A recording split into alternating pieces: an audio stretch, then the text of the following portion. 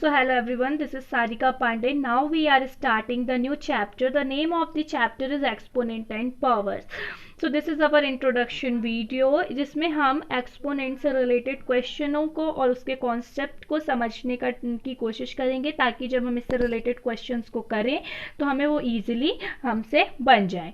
Okay. So what is the exponent? So if we can say an exponent refers to the number of time a number is multiplied by itself.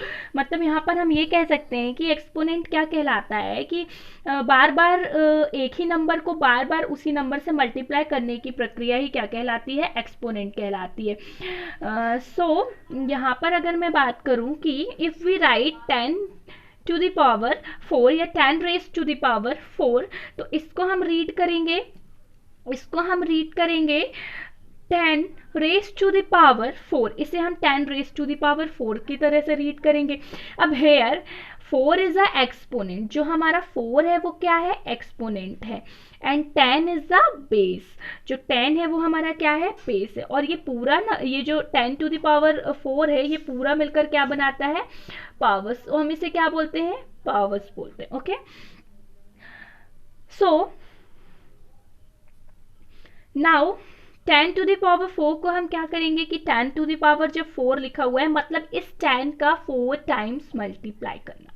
इस 10 का 4 time multiply करना. जैसा कि मैंने आपको definition में बताया कि एक्सपोनेंट वो प्रोसेस होती है जिसमें हम एक ही नंबर का बार बार जितनी भी पावर्स दी हुई होती हैं उससे हम बार बार मल्टीप्लाई करा देते हैं. अब 10 की पावर 4 है मीन्स 10 को 4 टाइम मल्टीप्लाई करना है, तो आंसर क्या हो जाएगा हमारा, 10,000 हो जाएगा. तो सिमिलरली कि यहाँ पर हम ये बोलें कि expressional that represent operated multiply. So similarly exponential notation that represents repeated multiplication of the same factor is called powers. मतलब जब हम एक ही नंबर का बार बार रिपीटेड मल्टीप्लिकेशन कराते हैं तो वो क्या कहलाता है, पावर्स कहलाता है. सो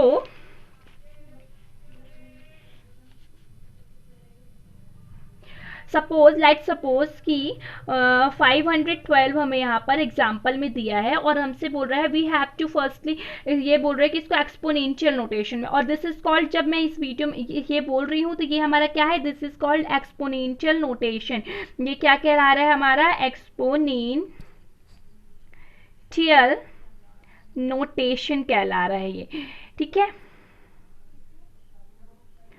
इसको हम एक्सपोनेंशियल. अब मैं if we have to solve 512 in exponential notation, तो हम क्या करेंगे, we have to do firstly prime factorization of 512.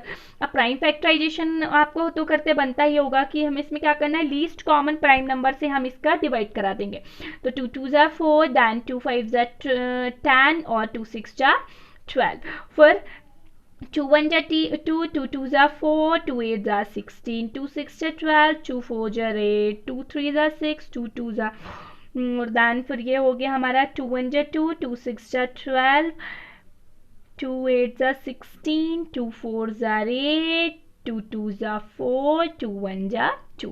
और ये प्रोसेस हम तब तक कर रहे हैं जब तक कि हमें एक्सपोनेंट लास्ट में 1 ना मिले. सो यहाँ पर हमने देखा कि 2 2 2 जो मिला है हमें, यहाँ पर डिवाइजर मिले हैं वो कितने टाइम पर मिले हैं, 2 इंटू 2 इंटू 2 इंटू 2 9 टाइम पे हमें. तो जब हम इसे राइट करेंगे इसके फैक्टर को, तो हम कैसे राइट करेंगे इसे, 2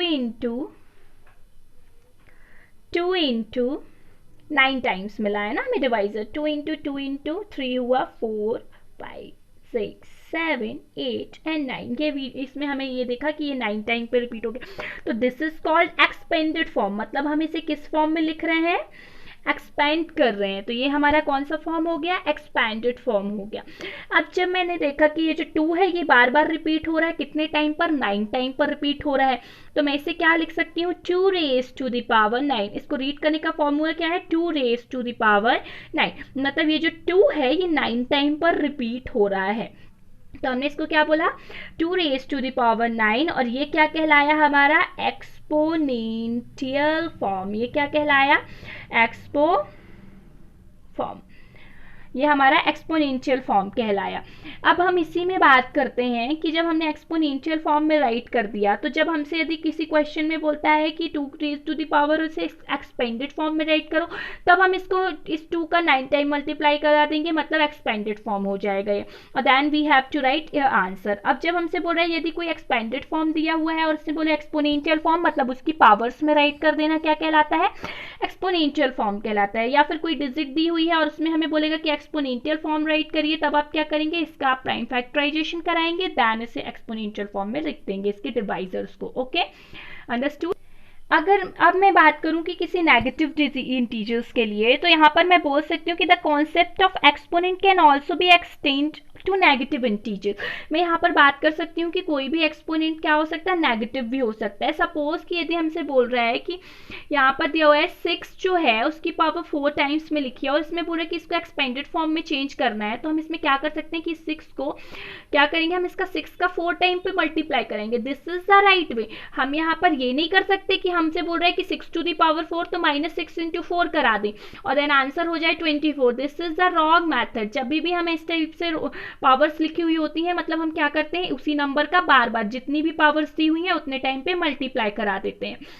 ओके, सो जैसे हमने बोला कि कोई भी नेगेटिव इंटीजर्स, हम पावर्स को नेगेटिव इंटीजर्स के साथ भी सॉल्व कर सकते हैं। तो जैसे यहाँ पर दिया, इसको हमने एक्सपेंड कर दिया। अब जब मैंने इसे एक्सपेंड किया तो यहाँ पर क्या हो जाएगा, सो सेम प्रोसेस जो हम अपने क्या बोलते हैं एप्लीकेशंस के लिए करते हैं कि if we have to do minus into minus multiplication then answer will be positive. तो आंसर हमारे क्या हो जाता है, पॉजिटिव हो जाता है।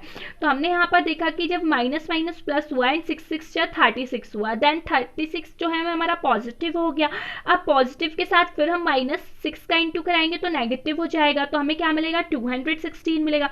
अब जो 216 है वो हमारा माइनस हो रहा है और फिर हम इसके साथ माइनस डिजिट को मल्टीप्लाई कराएंगे तो हमें क्या मिलेगा, आंसर 1296 मिलेगा, लेकिन माइनस माइनस क्या हो जाएगा, पॉजिटिव हो जाएगा। तो हमें आंसर क्या मिल गया यहाँ पर, पॉजिटिव। अब इफ वी राइट, यहाँ पर मैं एक चीज और बता दूं आपको कि यदि पावर्स जो है इवन हो, यदि जो आपकी पावर्स हैं वो इवन हो, पावर्स जो है वो इवन हो, तो आपका जो आंसर होगा जब आप उसको एक्सपेंड करेंगे तो ऑलवेज क्या हो जाएगा, पॉजिटिव हो जाएगा। यदि पावर्स ऑड हो, तो इसको मैं शॉर्ट में बोल रही हूँ कि यदि पावर्स ऑड हो तो आंसर जो होगा वो क्या हो जाएगा, ऑलवेज नेगेटिव हो जाएगा। ये बात आप अगर ध्यान रखेंगे तो आप इजीली इसे सॉल्व कर पाएंगे।